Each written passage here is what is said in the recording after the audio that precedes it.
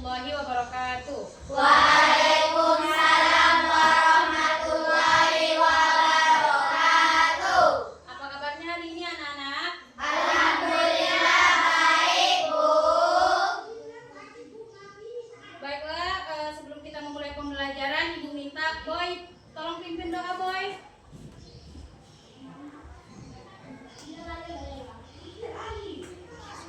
Siap, gerak, berdoa dimulai.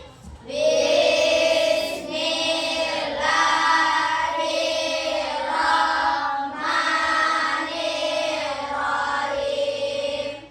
Rabbil zidni ilman warzuqni fahman ya rabbal alamin.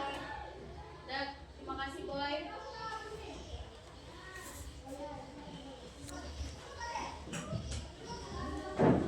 Dan Ibu absen dulu ya. Ahmad Firdaus, Hadir, Bu. Akira Natasha, Alvina Nur Fatihah, Akil Afdan, Hadir, Bu. Hairul Ahmad Afandi, Hadir, Bu. Hilya Tuljana, Humaira Zahra, Hadir, Bu. Indah Renata, Hadir, Bu. M. Ubaidillah, Hadir, Bu. Maulana Hasanuddin, Hadir, Bu. Nur Anissa, Hadir, Bu. Nur Baiti, Hadir, Bu. Rina Wulandari. Hadir, Bu. Nah berarti hadir semua ya? Ya, Bu. Alhamdulillah. Dan selanjutnya kita menyanyikan lagu wajib nasional untuk mencerminkan rasa nasionalisme kita terhadap negara Indonesia. Ibu minta Umairah.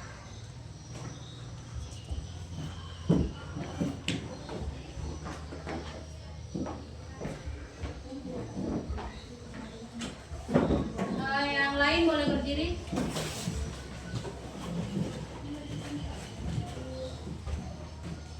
Satu, dua, tiga. Indonesia, tanah airku, tanah tumpah darahku. Di sanalah aku berdiri, jadi pandu ibuku. Indonesia, kebangsaanku, bangsa dan tanah airku. Marilah kita berseru, Indonesia bersatu. Hiduplah tanahku, hiduplah negeriku, bangsaku, rakyatku, semuanya. Bangunlah jiwanya, bangunlah badannya, untuk Indonesia Raya. Indonesia Raya, merdeka, merdeka, tanahku, negeriku yang ku cinta. Indonesia Raya, merdeka, merdeka, hiduplah Indonesia Raya.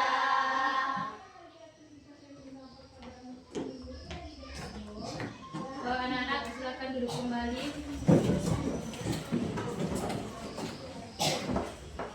Nah, apakah anak-anak hari ini siap untuk belajar? Siap, Bu. Dan sebelum melanjutkan pembelajaran, Ibu akan membacakan kesepakatan kelas kita dulu ya. Ya, Bu. Yang pertama, datang tepat waktu. Yang kedua, memperhatikan guru. Yang ketiga, mengerjakan tugas dengan baik. Yang keempat, berbicara yang sopan. Yang kelima, membuang sampah pada tempatnya. Paham? Paham, Bu.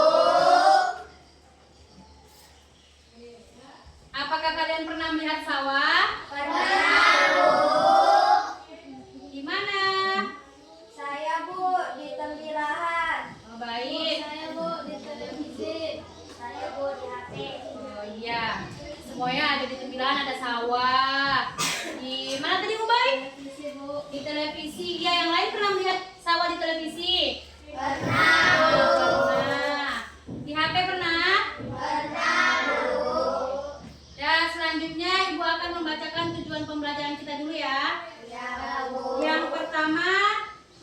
menjelaskan pengertian kegiatan ekonomi secara tepat melalui hasil diskusi maupun pengamatan lingkungan sekitar. Yang kedua, menyebutkan dan mengelompokkan jenis-jenis kegiatan ekonomi masyarakat Indonesia yang meliputi kegiatan produksi, distribusi, dan konsumsi. Yang ketiga, memberikan contoh kegiatan ekonomi yang ada di lingkungan sekitar berdasarkan potensi sumber daya alam Indonesia maupun daerah setempat. Yang keempat, menyajikan hasil diskusi kelompok mengenai kegiatan ekonomi dalam bentuk presentasi dengan percaya diri di depan kelas. Yang kelima, menunjukkan sikap kerjasama, aktif, tanggung jawab, dan saling menghargai pendapat saat berinteraksi dalam kelompok. Paham tujuan pembelajaran kita? Paham, Bu. Alhamdulillah. Tolong disimak ya anak-anak penjelasan Ibu. Ya, Bu. Secara umum, pengertian ekonomi adalah aktivitas yang dilakukan manusia demi memperoleh barang atau jasa. Kegiatan ekonomi terdiri dari 3 macam. Yang pertama, produksi. Yang kedua, distribusi. Yang ketiga, konsumsi. Nah, sekarang yang Ibu bahas adalah produksi ya. Produksi adalah kegiatan menghasilkan barang atau jasa atau kegiatan menambah nilai guna barang atau jasa. Berdasarkan pengertian produksi, dapat disimpulkan bahwa nilai guna barang akan bertambah bila barang tersebut diolah lagi dan menghasilkan barang lain. Tiap barang memiliki nilai guna yang berbeda. Perbedaan dari nilai guna tersebut dapat dilihat dari bentuk. Nilai guna bentuk yang pertama, nilai guna bentuk, yaitu suatu barang akan memiliki nilai guna apabila telah mengalami perubahan. Contohnya, kacang kedelai. Kacang kedelai akan memiliki nilai guna yang lebih tinggi apabila diolah menjadi tahu dan tempe.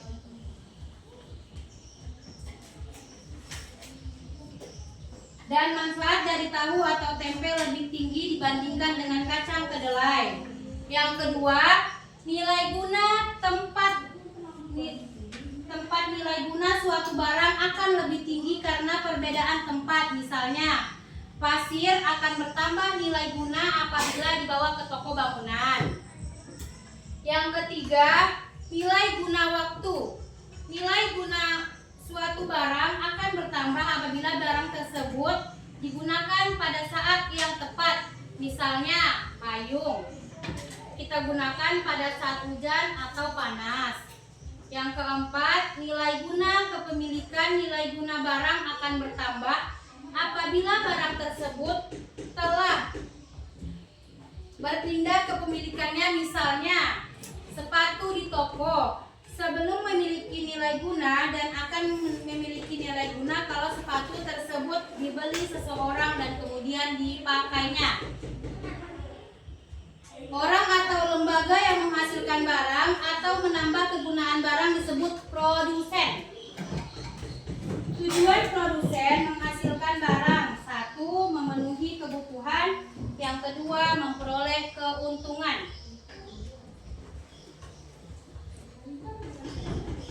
Yang ketiga, menjaga kontinuitas barang dan jasa.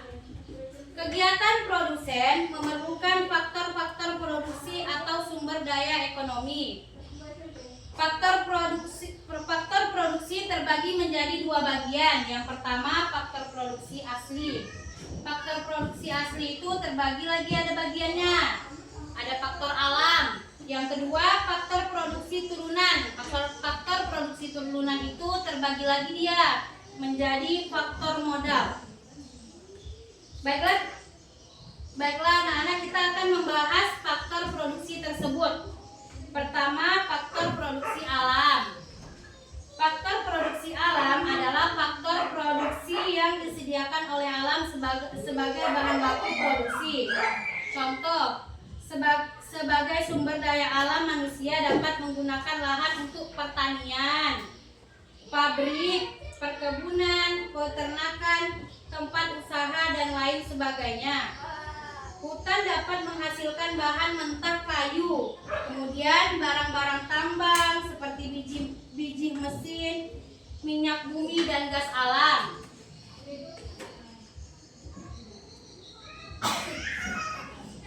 Apa saja kegiatan ekonomi yang kamu tahu di lingkungan tempat tinggal kalian? Saya Bu. Ya Hairul? Pertanian. Iya. Iya Indah? Perikanan. Iya. Saya Bu. Yang merah? Saya Bu. Pabrik sepatu. Iya. Saya Bu. Iya Tasya? Hidung, teri, dan kerajinan. Iya. Nah, Ibu ada gambar nak. Tolong amati gambar yang ada di yang Ibu pegang. Jadi gambar apa anak-anak? Nah, sawah menghasilkan apa? Nah, padi kemudian diolah menjadi apa? Beras. Beras. Sudah beras, kalau berasnya sudah siap pakai, diapakan lagi? Bisa dijual, bisa kita makan. Nah, inilah kegiatan produksi. Nah, yang kedua, gambar apa? Orang menjahit pakaian. Menjahit pakaian. Ibu akan membagikan kelompok ya. Yang sebelah sini kelompok pertama, yang ini kelompok kedua, yang barisan yang ketiga kelompok 3, yang situ barisan keempat kelompok 4. Nah, bagi dulu kelompoknya, berkelompok. Silakan berkelompok.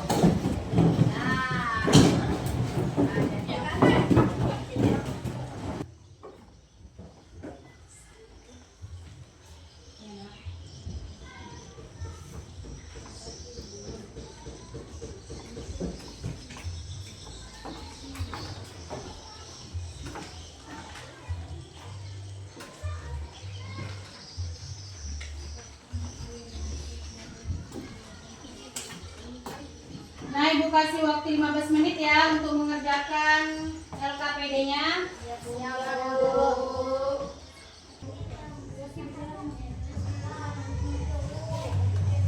Ketiga apa?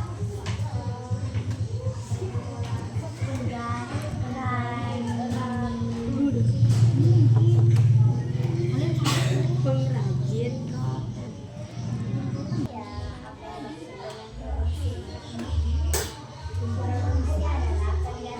Betul sih. Contohnya, petani menghasilkan padi, nelayan menangkap ikan, dan penjahit membuat pakaian. Sudah siap anak-anak? Siap, Bu. Paham? Paham, Bu. Baiklah, Ibu mau kalian presentasikan hasil diskusi kalian. Nah, kelompok siapa yang mau maju? Saya. Ah, semuanya tunjuk tangan. Nah, Ibu minta kelompok 3 untuk presentasikan hasil diskusinya. Maju kelompok 3.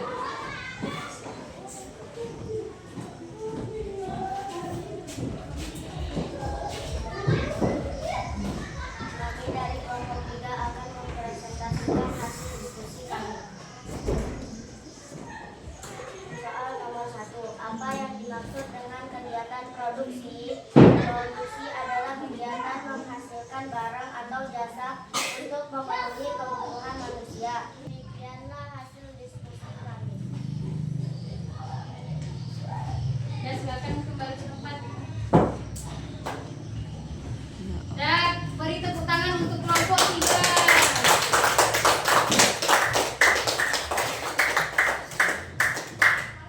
Nah, bagus, hasil diskusinya bagus. Semoga kedepannya tambah bagus lagi. Siapa yang bisa menyimpulkan hasil diskusi kita tadi? Saya, Bu. Ya, baik bisa. Produksi adalah kegiatan menghasilkan barang atau jasa untuk memenuhi kebutuhan manusia. Contohnya, petani menghasilkan padi, nelayan menangkap ikan, dan penjahit membuat pakaian. Nah, bagus. Contoh dalam kehidupan kita sehari-hari, berkebun kelapa, orang tua kita berkebun kelapa, terus berkebun jagung dan berkebun sayur. Nah, itu bisa menghasilkan uang. Paham apa belum? Bagaimana perasaan kalian? Baik. Apa pelajaran yang kalian dapat tentang pentingnya kegiatan produksi bagi kehidupan manusia? Saya Bu, Ya Tasya, apa Tasya? saya belajar bahwa kegiatan produksi sangat penting karena membutuhkan menyediakan barang dan jasa yang dibutuhkan oleh manusia. Kegiatan produksi juga membantu masyarakat mendapatkan pekerjaan dan meningkatkan kesejahteraan. Dan tepuk tangan untuk Tasya.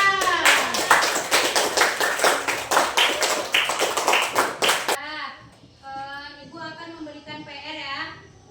PR.